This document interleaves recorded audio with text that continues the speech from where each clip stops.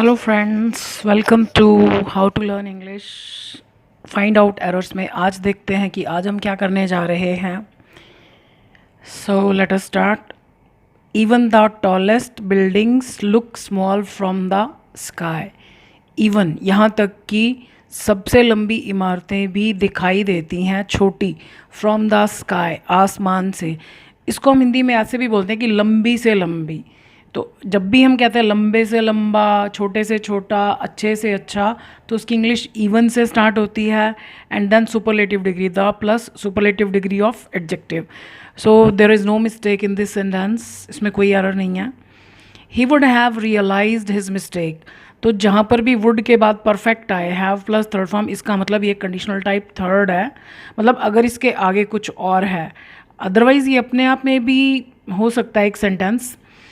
Would have का मतलब है कि हम पास्ट के बारे में इमेजिन कर रहे हैं, कि हैव का मतलब काम हो चुकना, तो ऐसा हो गया होता, एक्चुअली हुआ नहीं, हम केवल सोच रहे हैं। तो he would have realized his mistake, उसने अपनी गलती रियलाइज़ कर लेनी थी, यानी नहीं की, कर ली होती। Had you been silent, had यहाँ पर इफ़ का काम भी कर रहा है, मतलब इसका मतलब है कि if you had been silent, अगर तुम खामोश होते, तो इसमें भी कोई मिस्टेक नहीं है। अगर आपको ये बीन कंफ्यूज कर रहा है तो आप मॉडल सेंटेंसेस वाली वीडियोस देख सकते हो, नहीं तो एक सिंपल तरीका है। सिंपल सेंटेंस में यू आर साइलेंट होता है, तो आर की थर्ड फॉर्म बीन होती है, तो ये पास परफेक्ट ही बनाया हमने, तो there is no error. So narrow, so narrow मतलब हम सो गए।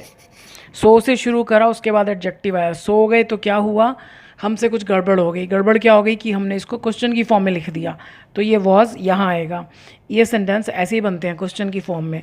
सो नैरो वॉज द रोड, इतनी तंग थी सड़क, that he could not negotiate his scooter.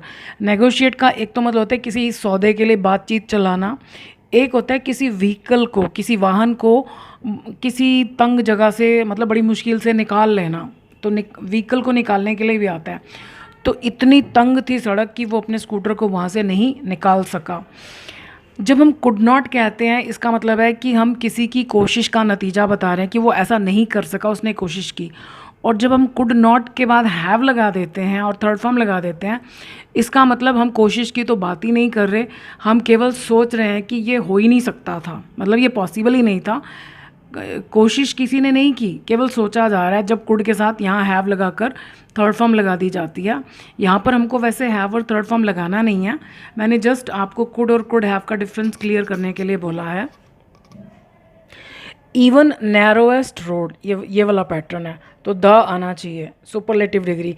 Even the narrowest road यानी तंग से तंग सड़क, हैज़ ट्रैफिक सिग्नल्स, मतलब तंग से तंग सड़क पर भी ट्रैफिक के सिग्नल्स होते हैं।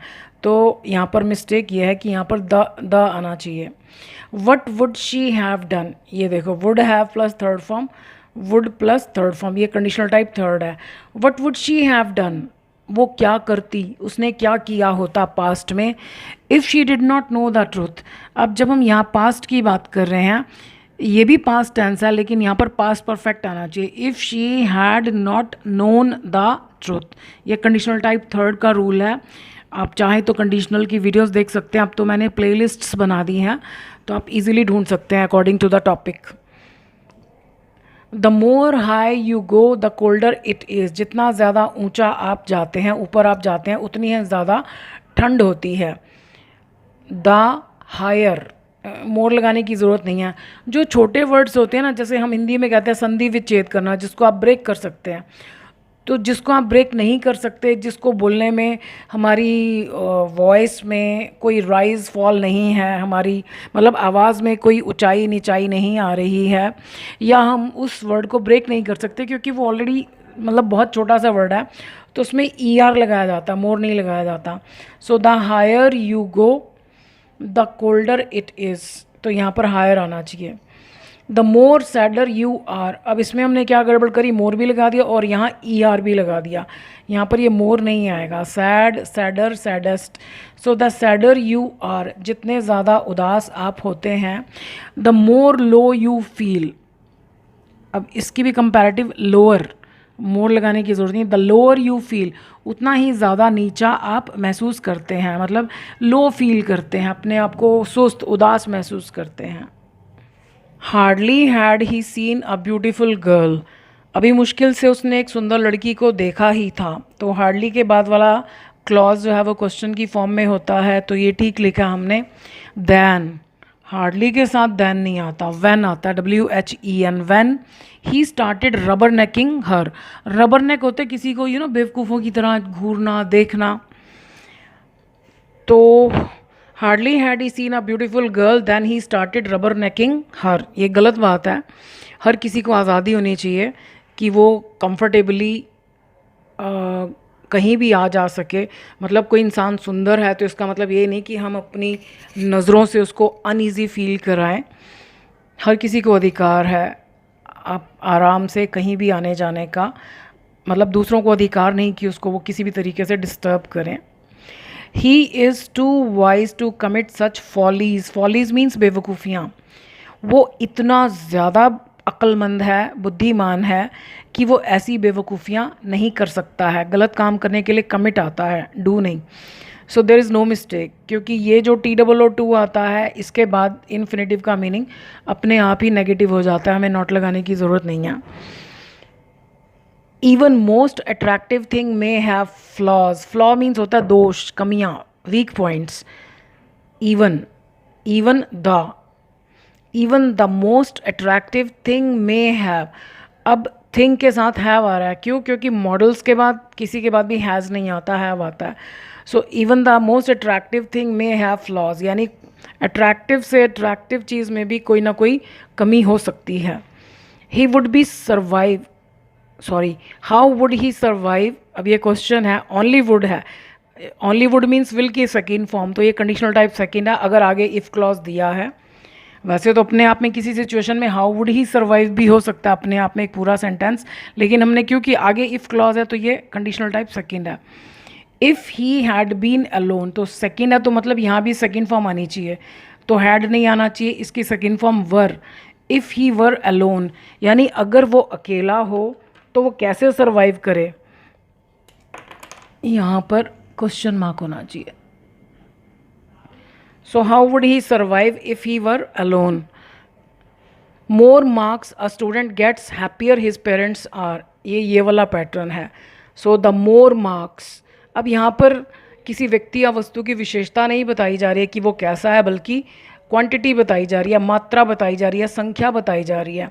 सो ये एडजेक्टिव है। The more marks a student gets, जितने ज़्यादा मार्क्स एक स्टूडेंट लाता है, the happier his parents are, यहाँ पर भी द आना चाहिए, the happier his parents are, उतने ही ज़्यादा खुश उसके पेरेंट्स होते हैं।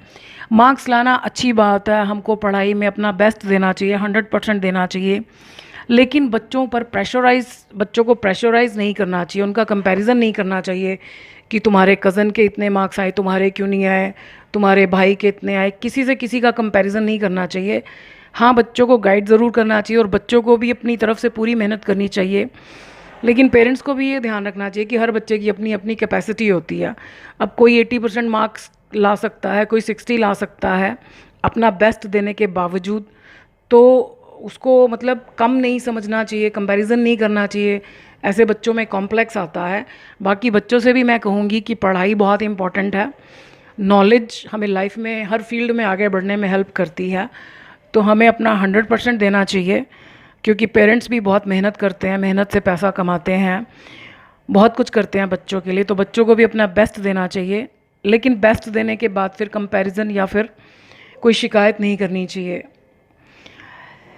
एनीवे, शी सॉ नोबडी, उसने देखा किसी को भी अपमान करते हुए। इंसल्टिंग जो है ये ट्रांजिटिव वर्ब है। ट्रांजिटिव वर्ब मतलब जिसके बाद ऑब्जेक्ट होना ज़रूरी है, मतलब क्या या किसको का जवाब। जैसे अगर हम किसी से कहें, मतलब आगे पीछे की कोई बात नहीं है, हम किसी से बस ऐसी बात शुरू करें कि आज मैंने देखा, और उसके बाद हम फुल स्टॉप लगा दें, तो सामने वाले को हमारी बात कैसे समझ में आएगी। आज मैंने देखा के बाद हमको बताना चाहिए ना कि मैंने क्या देखा। तो उसने देखा किसी को भी नहीं देखा अपमान करते हुए, तो किसका। अब किसका तो हम नहीं लिख सकते क्योंकि हमें कोई सिचुएशन ही नहीं पता, तो इसका मतलब है कि ये पैसिव वॉइस होना चाहिए। तो ये प्रेजेंट पार्टिसिपल का पैसिव वॉइस है। पार्टिसिपल को समझने के लिए आप पार्टिसिपल की वीडियोस देखिए। She saw nobody being insulted, passive voice. You are tired enough for taking rest. ये जो TOO वाले सेंटेंसेस होते हैं, अभी ऊपर था ये, इनमें पीछे इन्फिनेटिव ही आता, टू प्लस फर्स्ट फॉर्म, और कुछ नहीं आता। तो यहाँ पर मिस्टेक है, ये हमने फॉर प्लस ING लगा दिया। To take rest, you are tired enough, तुम इतने थके हुए तो हो, मतलब बहुत ज़्यादा नहीं लेकिन इतने तो हो। टू टेक रेस्ट, कि तुमको रेस्ट करना चाहिए, तो यहाँ पर टू और टेक आना चाहिए। I have seen him to be selfish, ये मैं आपको पहले भी बहुत बार बता चुकी हूँ कि जब भी हमने देखा, किसी को सुना, पकड़ा, पाया, तो यहाँ पर हमेशा पार्टिसिपल आता है। तो ये टू बी का क्या हो जाएगा, बीइंग, ओनली बीइंग। जैसे हम कहते हैं ना आई एम सेल्फिश, तो एम वर्ब है, तो यहाँ पर ऊपर वाले में बीइंग हेल्पिंग वर्ब था, मेन वर्ब ये था इंसल्ट। यहाँ पर केवल यही है, क्योंकि कोई काम ही नहीं हो रहा। जब हम कहते हैं आई एम सेल्फिश, तो एम ही वर्ब है, तो इसी के साथ ING लगेगा। आई have seen him being selfish. So I hope आपको कुछ और रूल्स अच्छे से समझ में आ गए होंगे, और अब तो आप शायद मिस्टेक्स काफ़ी कम करते होंगे, क्योंकि इसमें बहुत सारे रूल्स हैं जो हमने बहुत बार रिवाइज़ किए हैं। लेकिन जैसे जैसे हम आगे बढ़ते जाएंगे, बीच में नए नए रूल्स भी आते जाएंगे। ये रिवाइज़ इसीलिए हो रहे हैं ताकि आपको ज़िंदगी भर ये रूल्स नहीं भूलें। So I wish you all the best. Thank you for watching this video.